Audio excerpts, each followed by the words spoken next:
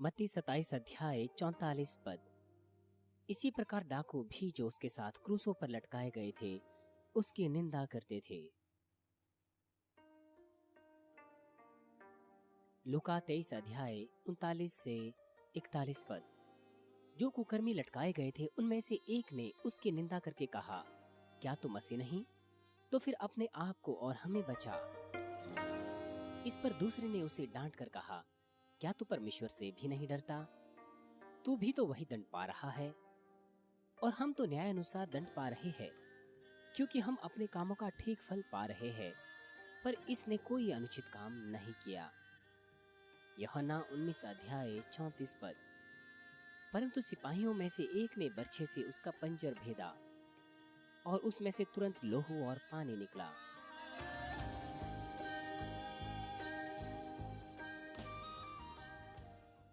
मसीह में प्रिय भाइयों और बहनों और प्रिय दर्शकों, क्रूस के संदेश का यह 17वां सत्र है। पिछले सत्र में मैंने यीशु के क्रूसारोहण के प्रावधान के विषय में बताया था, जिसमें उसके हाथों और पैरों पर कीलें ठोकी गई और उसके कपड़े उतार लिए गए। मसीह में प्रिय भाइयों और बहनों, क्योंकि यीशु ने अपना लहू बहाया, वह श्रापित हुआ और वह क्रूस पर लटकाया गया। हम जो इस पर विश्वास करते हैं अपने पापों से क्षमा कर दिए गए हैं और व्यवस्था के श्रापों से मुक्त हो गए हैं। परमेश्वर की वो संतान जो यीशु में विश्वास करते हैं अपने उद्धारकर्ता के तौर पर और उसे स्वीकारते हैं, वे बीमारियों, कमजोरियों, गरीबी और सब प्रकार की दूसरी आपदाओं से मुक्त रहते हैं। इसीलिए जिन्होंने प्रभु को स्वीकार कर लिया है और परमेश्वर के वचनानुसार जीवन बिताते हैं, वे हमेशा सुरक्षित रहते हैं। यदि हम वचन में रहते हैं, फिर भी परीक्षा और कसौटी तो आएंगी, परंतु ये परीक्षण आशीष के लिए होंगे। याकूब 1 अध्याय 12 पद कहता है, धन्य है वह मनुष्य जो परीक्षा में स्थिर रहता है। इसलिए यदि आप परीक्षाओं को धन्यवाद और प्रसन्नता से पार करते हैं, परमेश्वर स्वीकारेंगे कि आपने धन्यवाद के साथ परीक्षाओं को पार किया है। इस वचन का अगला हिस्सा कहता है, क्योंकि वह खरा निकलकर जीवन का मुकुट पाएगा, जिसकी प्रतिज्ञा प्रभु ने अपने प्रेम करने वालों से की है।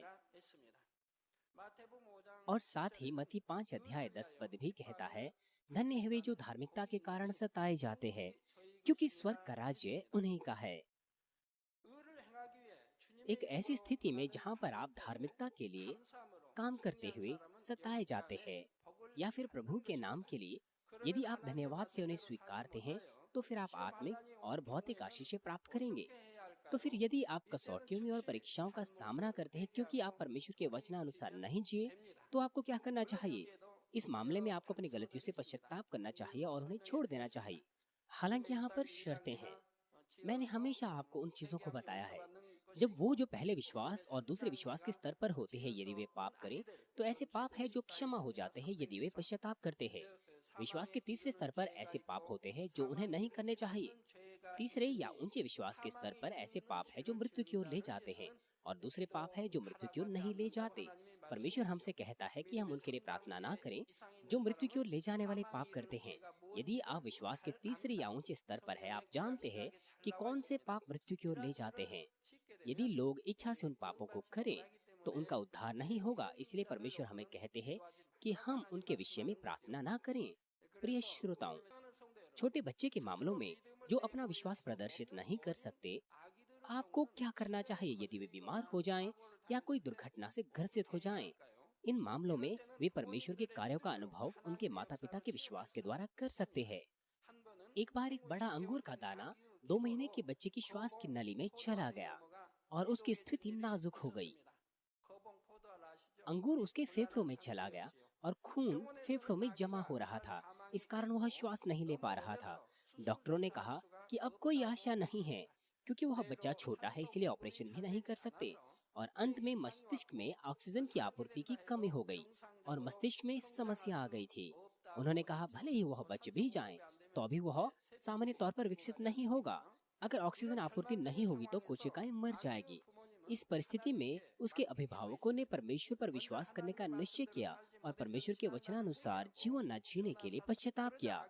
तब उन्होंने मेरी प्रार्थना, जो कि टेलीफोन से स्वचालित प्रतिक्रिया सेवा में ऑटोमेटिक रिस्पांस सर्विस रिकॉर्डेड थी, उसे ग्रहण किया। फिर बच्चा बहुत ही जल्दी स्वस्थ होने लगा। जो बच्चा इंसेक्टिव केयर यूनिट में मृत्यु की प्रतीक्षा कर रहा था, उसे 1 सप्ताह में अस्पताल से मुक्त कर दिया गया। कुछ दिनों बाद उन्होंने एक्सरे लिया और अभिभावक और चिकित्सक एक बार फिर से आश्चर्यचकित हो गए। बच्चे के मस्तिष्क में कोई समस्या नहीं थी और उसके फेफड़ों में से अंगूर पूरी तरह से, यहाँ तक कि उसका बीज भी गायब हो गया था। सर्वशक्तिमान परमेश्वर ने अपने सामर्थ्य के द्वारा उसे नष्ट कर दिया। मसीह में प्रिय भाई और बहनों, इसी प्रकार से परमेश्वर के वो संतान जो प्रभु पर विश्वास करते हैं, यदि वे विश्वास से प्रार्थना करें तो वे प्रभु के नाम से उत्तर और आशीष प्राप्त कर सकते हैं, जिसने हमारे पापों से हमें छुटकारा दिया। लेकिन प्रभु को ग्रहण करने के द्वारा जो सबसे बड़ी आशीष है वह यह है कि हम स्वर्ग के राज्य में जा रहे हैं, नरक में नहीं। नरक एक भयानक स्थान है। मरकुस 9 अध्याय 48 से 49 पद कहता है, जहाँ उनका कीड़ा नहीं मरता, ना आग बुझती है, क्योंकि प्रत्येक जन आग से नमकीन किया जाएगा। यह वर्णन करता है कि नरक में जाने वाले किस प्रकार की सजा पाएंगे। मैंने एक दर्शन देखा था जिसमें नरक में आत्माएं अपने शरीरों को ऐसे मरोड़ रही थी जैसे मानो वे बहुत कठिन नृत्य कर रही हो। जैसे गर्म बर्तन में नमक तड़पता है। आग की झील की गर्मी और दर्द के कारण वे अपने शरीरों को ऐसे ही ऐंठ रहे थे और कुदा रहे थे। वहाँ न केवल आग की झील है, परंतु गंधक की भी झील है, जो कि आग की झील से 7 गुना गर्म है। गंधक की झील उन आत्माओं के लिए है जिन्होंने आग की झील की अपेक्षा गंभीर पाप किए हैं। जो आत्माएं गंधक की झील में थी, वे ना तो कूदती थी, ना चिल्लाती थी। दर्द और व्यथा इतनी तीव्र थी कि वे अपने शरीरों को हिला भी नहीं सकते थे या ना कोई आवाज निकाल सकते थे। नरक में आत्माएं अनंत काल के दंड को बिना विश्राम लिए आग की झील और गंधक की झील में भुगतती है, और यदि वे मरना भी चाहे तो भी नहीं मरती। इसलिए बाइबल कहती है, हमारे लिए यह बेहतर है कि हम अपने हाथ और पैरों को काट दें ताकि हम पाप ना करें और नरक ना जाएं। हमारे चर्च के उद्घाटन के बाद लंबा समय नहीं हुआ था, परमेश्वर ने मुझे नरक की आग की झील और गंधक की झील दिखाई। वहाँ एक बहुत बड़ी आग की झील है। वो जो आग की झील में है, वो अपनी छाती से ऊपर दिखाई देते हैं। ऐसा लगता है जैसे कोई नाइट क्लब में नाच रहे हैं, वैसे वो नाच रहे हो। ये उसी परिस्थिति के समान है, क्योंकि वो इतना गर्म है कि उनका शरीर गंभीरता से ऐंठ रहा है। इस तरह से दर्द में उनका शरीर ऐंठ रहा है। लेकिन गंधक की झील में जो लोग उसमें हैं, वो अपनी गर्दन तक उसमें है, इसीलिए वे अपने शरीरों को भी नहीं हिला सकते, ना कोई आवाज निकाल सकते हैं। आग की झील में वे कम से कम चिल्ला तो सकते हैं, परंतु गंधक की झील में वे चिल्ला भी नहीं सकते, क्योंकि वह उतना गर्म है। मान लीजिए आप सताए जाते हैं, तब आप चिल्ला सकते हैं जब दर्द सहने योग्य हो, परंतु यदि वास्तव में वह सताव असहनीय हो तो आप केवल कराह सकते हैं। वे गंधक की झील में चिल्ला भी नहीं सकते, और ये सदा काल तक चलता रहता है, और यह बिलियन सालों तक समाप्त नहीं होगा। उन्हें अनंततः उस सताव में रहना पड़ेगा, उस नरक की आग में। लेकिन जो सजा नरक की किताब में बताई गई है, वो वास्तविकता में आसान सजाएं हैं। तो फिर अनंत सजा जो आग की नरक की सजा है, कब वह प्रत्येक आत्मा के लिए निर्धारित की जाएगी? ये सब नरक किताब में है। 7 साल का महाक्लेश काल होगा, और उसके बाद 1000 वर्ष का इस धरती पर राज्य होगा, और वह 1000 वर्ष के राज्य के समाप्ति के बाद बड़ा श्वेत न्याय सिंहासन होगा, और उसके बाद उन्हें नरक में फेंक दिया जाएगा। वे आग और गंधक की झीलों में अनंत काल के लिए दुख भोगेंगे। तब तक उन्हें वह दंड मिलेगा जिनकी व्याख्या नरक पुस्तक में की गई है। परंतु नरक में फेंके जाने से पहले उन्हें अधलोक में किसी प्रकार का आराम मिलेगा। मान लीजिए एक वैवाहिक जोड़े को एक ही प्रकार की सजा मिल रही है। यदि पति को यातना दी जा रही है, तो पत्नी को देखते हुए कुछ आराम मिलता है, लेकिन वह देखते देखते चुप नहीं रहेगी, परंतु वह अपने पति को श्राप देती है कि उसके कारण वह नरक में गई। इस कारण उसे कम से कम कुछ सेकंडों की राहत वहाँ पर मिलती है। परंतु वे जो आग और गंधक की झील में फेंके जाएंगे, उन्हें किसी प्रकार का आराम कभी नहीं मिलेगा। उनमें से जिन्होंने नरक को देखा है परमेश्वर के अनुग्रह के द्वारा, उनमें से कुछ कहते हैं कि उन्होंने अलग अलग प्रकार के दंड वहाँ पर देखे। आग और गंधक की झील के अलावा उन्होंने देखा कि वहाँ पर लोगों के शरीरों के चारों ओर सांप लिपटे हुए हैं। उकाब लोगों की आंखों को नोच रहे हैं। उन्होंने देखा कि लोगों को भाले, तलवार और सुइयों से यातना दी जा रही है। परंतु बाइबल निश्चित रूप से कहती है कि नरक आग और गंधक की झील है। इसलिए वहाँ स्थान जहाँ दूसरे प्रकार के दंड दिए जाते हैं, वह अधलोक है। अधलोक वह स्थान है जहाँ मृतक आत्माएं जिनका उद्धार नहीं हुआ, अंतिम न्याय के लिए प्रतीक्षा करेगी, जो कि बड़ा श्वेत न्याय सिंहासन है। यह स्थान भी व्यापक रूप से नर्क से संबंध रखता है और दर्द भी बहुत तीव्र होता है। पर यह वास्तविक नर्क नहीं है। वे आत्माएं जिन्हें यहाँ दंड मिलता है न्याय से पहले, वे आग और गंधक की झील में जाएगी न्याय के बाद। और आग और गंधक की झील के दंड और दर्द की तुलना अधलोक के दंडों से नहीं की जा सकती। यदि आप नर्क के भय को जानते हैं, तो आप अपने हृदय की गहराई से अंगीकार करेंगे कि अपने हाथ और पैरों को काटना बेहतर है, बजाय इसके कि आप नर्क में जाएं। जब मुझे इस भयानक नर्क के बारे में पता चला, तो मैंने बार बार अपने मन में निश्चय किया कि मैं निश्चय किसी भी सदस्य को इस नर्क में गिरने नहीं दूंगा।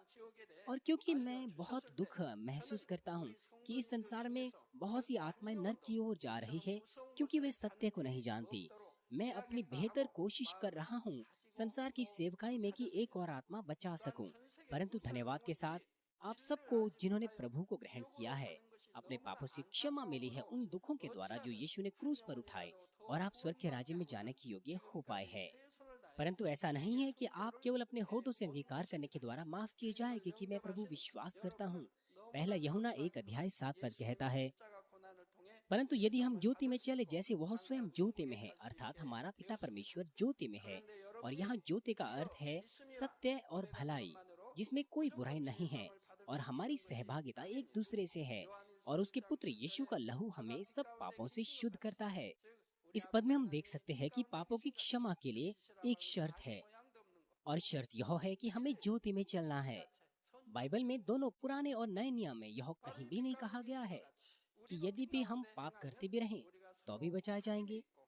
परमेश्वर, भविष्यद्वक्ताओं, यीशु ने और यीशु के चेलों ने जो शिक्षा हमें दी है वो यह है कि हमें पापों को दूर करना है और पवित्र बन जाना है। मत्ती 7 अध्याय 21 पद कहता है, जो मुझसे हे प्रभु कहता है, उनमें से हर एक स्वर्ग के राज्य में प्रवेश न करेगा, परंतु वही जो मेरे स्वर्गीय पिता की इच्छा पर चलता है। केवल तब जब हम पश्चाताप करते हैं, पापों को छोड़ देते हैं और फिर से पाप करने का प्रयत्न नहीं करते और ज्योति में चलते हैं, तो हमारे पाप यीशु के लहू के द्वारा क्षमा किए जा सकते हैं। जब यीशु क्रूस पर लटकाए गए थे, बहुत से लोग क्रूस पर चारों ओर जमा थे और यीशु का उपहास और अपमान कर रहे थे। उस समय वहाँ पर दो अपराधी भी यीशु के दोनों ओर लटकाए गए थे।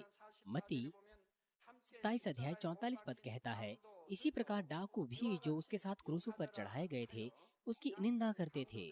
परंतु लूका 23 अध्याय 39 से 43 पद कुछ अलग बातें कहता है। जब एक अपराधी यीशु पर अपमानी से वार कर रहा था, दूसरे अपराधी ने उसे डांटा। तो फिर बाइबल में इस तरह का अंतर क्यों पाया जाता है? यह भी परमेश्वर का कार्य है। परमेश्वर चाहता था कि बाइबल के पाठक जब बाद में इसे पढ़ेंगे तो वह उस दृश्य को वास्तविकता में अनुभव कर सकें। यीशु के क्रूसारोहण का दृश्य आज के समान किसी वीडियो के द्वारा अंकित नहीं किया जा सकता था और केवल शब्दों में ही लिखा जा सकता था। बाइबल में सब चीजों को विस्तार पूर्वक, जो मनुष्यों की खेती और उद्धार के मार्ग के विषय में लिखना, यहाँ तक कि हजारों पुस्तकें भी काफी नहीं होगी। इस भाव से क्रूसारोहण के दृश्य का सारांश किया गया है और परमेश्वर ने इस प्रकार से इसे अंकित किया है कि हम उस दृश्य को बहुत ही वास्तविकता से अनुभव कर सकें। आप इस दृश्य की कल्पना करने की कोशिश क्यों नहीं करते? गुलगुथा में 3 क्रूस है और वहाँ पर भीड़ जो वहाँ पर एकत्रित है ऊंची ऊंची आवाज में बातें कर रही हैं, और रोम के सैनिक अपने भाले तलवारों के द्वारा भीड़ को रोक रहे हैं, और लोग अर्ध गोलाकार स्थिति में क्रूसों के चारों ओर खड़े हैं और बीच में सैनिक है। इस प्रकार से व्यक्ति किस तरफ है? वो अलग अलग बातों को उसके अनुसार सुन रहे थे। क्रूस ऊंचे स्थानों पर थे और भीड़ निचले स्थानों में थी। और यदि कोई उस अपराधी की तरफ खड़ा है जो यीशु का अपमान कर रहा है, वह व्यक्ति साफ तौर पर उसे सुन सकता था कि वो क्या कह रहा है, लेकिन दूसरी तरफ के अपराधी को वह सही से नहीं सुन पा रहा था। प्रभु का क्रूस बीच में था और एक तरफ का व्यक्ति उस अपराधी को जो उसके नजदीक था साफ तौर पर सुन सकता था, लेकिन दूसरी तरफ के अपराधी को वह साफ तौर पर नहीं सुन सकता था। इसलिए दूसरे तरफ के अपराधी ने जब पहले अपराधी को डांटा, तो उस तरफ के खड़े व्यक्ति वह उस अपराधी को साफ तौर पर नहीं सुन पा रहा था और ऐसा भी लग रहा था कि वह दूसरा अपराधी यीशु से बातें कर रहा है जो कि बीच में था, जबकि वास्तविकता में वह पहले अपराधी से बातें कर रहा था। इसलिए ऐसा लग रहा था कि वह यीशु से बातें कर रहा है, इसलिए वो लोग उसे साफ तौर पर नहीं सुन पाए क्योंकि वहाँ पर बहुत शोर था। वहाँ ताने मारे जा रहे थे, उपहास उड़ाया जा रहा था और क्योंकि अपराधी भी क्रूस पर मर रहे थे, इसलिए वह साफ तौर पर बातें नहीं कर पा रहे थे। ऐसी स्थिति में वो अपराधी जिसने पश्चाताप किया, उसने दूसरे अपराधी को डांटा जो यीशु का अपमान कर रहा था। लेकिन वह व्यक्ति जो उस अपराधी की तरफ खड़ा था जो यीशु का अपमान कर रहा था, उसे ऐसा लगा कि वह अपराधी जिसने पश्चाताप किया वह भी यीशु का अपमान कर रहा है। लेकिन कोई व्यक्ति जो उस अपराधी की तरफ खड़ा था जो पश्चाताप कर रहा था और यीशु के सामने वह साफ तौर पर सुन पा रहा था दोनों, यीशु और उस अपराधी की बातें, और उसने साफ तौर पर लिखा। हालांकि सर्वशक्तिमान परमेश्वर सही और गलत को सही से लिखा सकते थे, जो कुछ हुआ था और उसी प्रकार से उसे अंकित कर सकते थे। लेकिन इन अभिलेखों में इस प्रकार की भिन्नता पाई जाती है। वो इसीलिए हुआ ताकि जो बाइबल पढ़े पवित्र आत्मा की प्रेरणा के द्वारा वे उस वास्तविक स्थिति को यथार्थवादी तौर पर महसूस कर सके, जैसे मानो वो स्वयं उस दृश्य को देख रहे हो। बाइबल की तमाम 66 किताबें परमेश्वर की प्रेरणा के द्वारा लिखी गई हैं। उनमें किसी भी प्रकार की गलती या दोष नहीं है। प्रिय श्रोताओं, बहुत घंटों तक बहुत प्रकार के दर्द को यीशु ने क्रूस पर सहा और अंत में अपनी श्वास ली। यूहन्ना 19 अध्याय 31 पद कहता है, इसलिए कि वह तैयारी का दिन था कि शब्द के दिन शव क्रूस पर ना रहे, क्योंकि वह शब्द एक विशेष दिन था। अतः यहूदियों ने पिलातुस से विनती की कि उनकी टांगे तोड़ दी जाएं, कि उन्हें वहां से ले जाया जा सके। वह दिन शुक्रवार का था जब यीशु क्रूस पर लटकाए गए थे। दूसरे दिन शनिवार था जो यहूदियों के लिए सबत था, क्योंकि सबत के दिन शाबत शव क्रूस पर नहीं लटका रह सकता था। यहूदियों ने राज्यपाल से पूछा कि शवों को क्रूस पर से नीचे उतार लिया जाए। यदि आप वे जो क्रूस पर लटके थे उनकी टांगे तोड़ते हैं तो वे अपने शरीर का भार अपनी टांगों पर और अधिक समय तक नहीं संभाल सकते, इसलिए उनका दम घुटेगा और वे जल्दी मर जाएंगे। दो अपराधी जो यीशु के दोनों ओर थे, उनकी टांगे तोड़ने के बाद वे ले जाए गए, लेकिन यीशु के साथ ऐसा नहीं था। सैनिकों ने देखा कि यीशु की श्वास पहले ही बंद हो गई थी। उन्होंने उसकी टांगे नहीं तोड़ी। भजन संहिता 34 अध्याय 19 से 20 पद कहता है, धर्मी पर बहुत सी विपत्तियां पड़ती तो है। इसका मतलब यह है कि शैतान धर्मी मनुष्यों से बहुत नफरत करता है, यद्यपि धर्मी उन्हें कोई हानि नहीं पहुंचाते। ये दुष्ट लोग धर्मी को मारने की कोशिश करते हैं, परंतु यहोवा उसको उनसे मुक्त करता है। इसलिए यदि हमारा परमेश्वर हमको मुक्त नहीं करता तो हम त्यागा महसूस करते हैं, लेकिन परमेश्वर हमारी सदा रक्षा करता है और हमें मुक्त करता है। वह उसकी हड्डी की रक्षा करता है और उनमें से एक भी नहीं टूट पाती। ये भविष्यवाणी जो पुराने नियम में है सब पूरी हो गई। यीशु सारे मानव जाति के पापों के लिए क्रूस पर चढ़े, परंतु यीशु स्वयं पापी नहीं थे। वह धार्मिक व्यक्ति थे जो कि निर्दोष और निष्कलंक थे। परमेश्वर ने यीशु को सुरक्षा दी, इसीलिए यीशु की कोई भी हड्डी नहीं तोड़ी गई, जैसे कि पुराने नियम में भविष्यवाणी की गई है। और साथ ही गिनती 9 अध्याय 12 पद और निर्गमन 12 अध्याय 40 पद में परमेश्वर ने इस्राएली लोगों को मेमने को खाने की आज्ञा दी थी, लेकिन उसकी हड्डियां तोड़ने की अनुमति नहीं दी थी। बाइबल में मेमना यीशु का प्रतीक है। जैसा भविष्यवाणी की गई थी, यीशु की हड्डी नहीं तोड़ी गई। यूहन्ना 19 अध्याय 34 पद कहता है, परंतु सैनिकों में से एक ने बर्छे से उसका पंजर बेधा और तुरंत उसमें से लहू और पानी निकला। यीशु का सिर और चेहरा कांटों के ताज के कारण लहू से ढका हुआ था और उसका पूरा शरीर भी कोड़ों की मार से कटा हुआ था। उसका शरीर चारों ओर लहू से बहुत ही दयनीय हालत में था। यीशु की इतनी दयनीय अवस्था में देखने के बाद और यह देखने पर भी कि वह पहले से मर गया था, फिर भी उसे बर्छे से बेधा। जैसे हिंसक पशु मरे हुए पशुओं को फाड़ता है, उन्होंने भी तो उसे बर्छे से बेधा। उन्होंने ऐसा दुष्ट और निर्दय काम किया। केवल इसे देखकर हम देख सकते हैं कि मनुष्य कितना दुष्ट है। आज पाप प्रचलित है और यह दुष्टता यीशु के समय से कहीं ज्यादा है। यद्यपि हम उन्हें सृष्टिकर्ता परमेश्वर पर विश्वास करने के लिए ऐसी स्पष्ट गवाहियां दिखाते भी हैं, दुष्ट लोग फिर भी परमेश्वर में विश्वास नहीं करना चाहते। वे संसारिक लालसाओं के पीछे जाते हैं और पाप से और भी अधिक कलंकित होते जाते हैं। जो अधिक दुष्ट है वे उन्हें सताते और घृणा करते हैं जो उन्हें सुसमाचार का प्रचार करते हैं। यदि हम यीशु मसीह के नाम से चमत्कार करते हैं और चिन्ह और आश्चर्य कर्म दिखाते हैं, तो वहाँ बहुत से लोग हैं जो परमेश्वर के विरुद्ध उठ खड़े होते हैं। तो भी यीशु उन सब लोगों के लिए क्रूस पर चढ़े। मैं आशा करता हूँ कि आप अपने हृदय में उस परमेश्वर के प्रेम के लिए जिसने अपना एक लौता पुत्र दे दिया, और प्रभु के प्रेम के लिए जिसने अपना संपूर्ण जीवन पापियों के लिए दे दिया, धन्यवाद करेंगे। प्रिय भाई और बहनों, यीशु के पंजर से बेधा जाना, लहू और पानी बहाने में आत्मिक अर्थ पाया जाता है। सबसे पहले यह इस बात को प्रमाणित करता है कि यीशु इस पृथ्वी पर मनुष्य रूप में आया। यूहन्ना 1 अध्याय 14 पद कहता है कि यीशु वचन है जो इस पृथ्वी पर देह में होकर आया, जिसका अर्थ यह है कि परमेश्वर जो आत्मा है एक मानव देह में आया। क्योंकि वह एक मनुष्य के रूप में आया, उसके पास उद्धारकर्ता बनने की योग्यता है। मनुष्य जाति का उद्धारकर्ता बनने की पहली शर्त यह है कि वह मनुष्य होना चाहिए। स्वर्गदूत या पशु मानव जाति को उनके पापों से मुक्त नहीं कर सकते। केवल एक मनुष्य दूसरे मनुष्यों के पापों को मुक्त कर सकता है, इसलिए वे उद्धार प्राप्त कर सकते हैं। इस प्रकार से यीशु मानव शरीर में होकर इस पृथ्वी पर आए, जिसके अंदर हड्डियां और मांस हमारे समान था। इसी प्रकार से एक बार फिर से सिद्ध करने के लिए कि यीशु के पास मानव शरीर था, यह लिखा गया है कि जब बर्छे से उसे भेदा गया तब पानी और लहू उससे निकला। दूसरा, यीशु का बहता हुआ लहू और पानी यह गवाही देता है कि मानव जाति जिसके पास शरीर है वह ईश्वरीय स्वभाव में हिस्सेदार बन सकता है, अर्थात आप और मैं भी ईश्वरीय स्वभाव में भागी हो सकते हैं। मत्ती 5 अध्याय 48 पद कहता है, इसीलिए चाहे कि तुम सिद्ध बनो जैसा तुम्हारा स्वर्गीय पिता सिद्ध है। पहला पत्रस 1 अध्याय 16 पद कहता है, पवित्र बनो क्योंकि मैं पवित्र हूँ। ये आज्ञाएं हैं।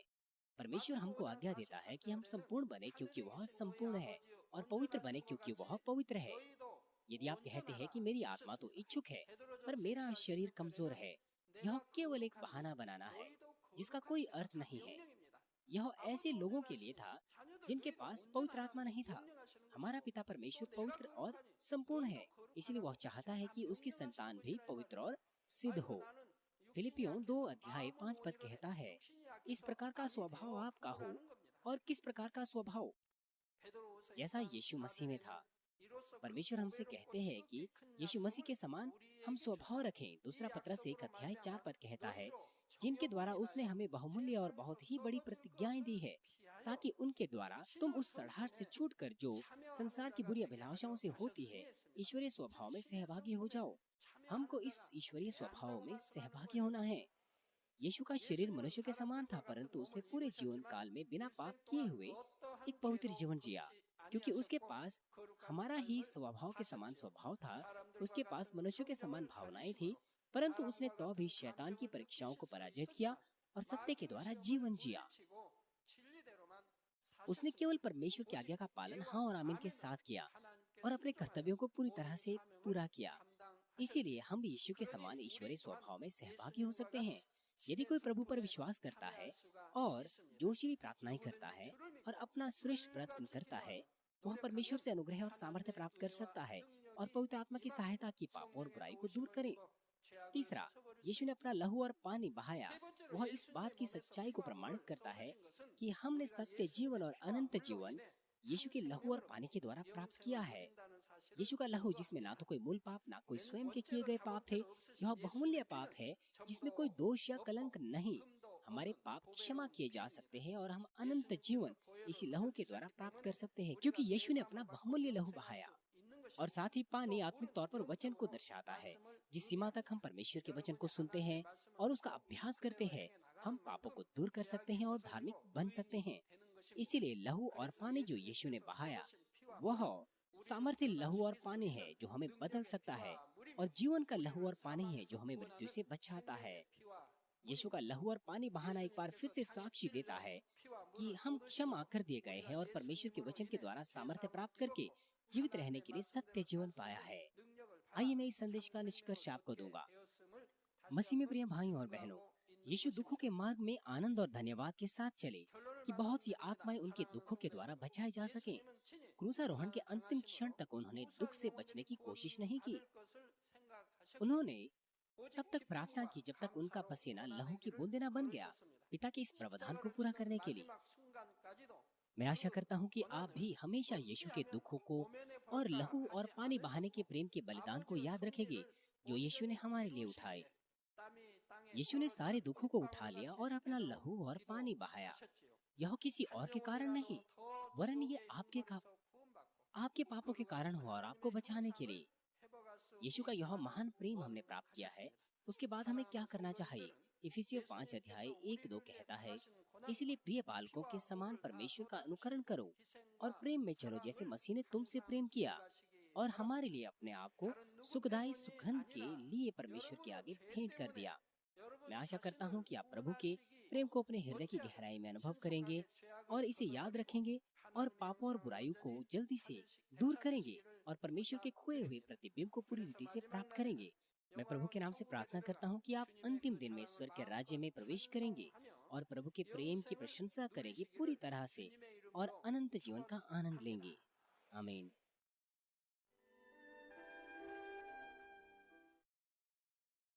हालेलुया। सर्वशक्तिमान प्रेमी पिता परमेश्वर, कृपया अपना हाथ तमाम भाइयों और बहनों पर रखें जो यहाँ पर इस प्रार्थना को ग्रहण कर रहे हैं। उनके हृदय में विश्वास को बोइए और उनके नकारात्मक विचार और शक को दूर कीजिए। तमाम क्लेश और आजमाइशें उन्हें छोड़ के चले जाएं। पवित्र आत्मा की आग के द्वारा सिर से लेकर पैर तक उनके तमाम बीमार और दर्द भरे अंगों को जला दीजिए। यीशु मसीह के नाम से मैं आज्ञा देता हूँ, शत्रु दुष्ट और शैतान, तमाम बीमारियां, रोगाणु, विषाणु और निर्बलताएं दूर हो। ज्योति उन पर चमके। उनके तमाम असाध्य और अंतकारी रोग पवित्र आत्मा की आग के द्वारा झुलसा दीजिए। तमाम प्रकार की महामारियां, मलेरिया सहित जला दीजिए।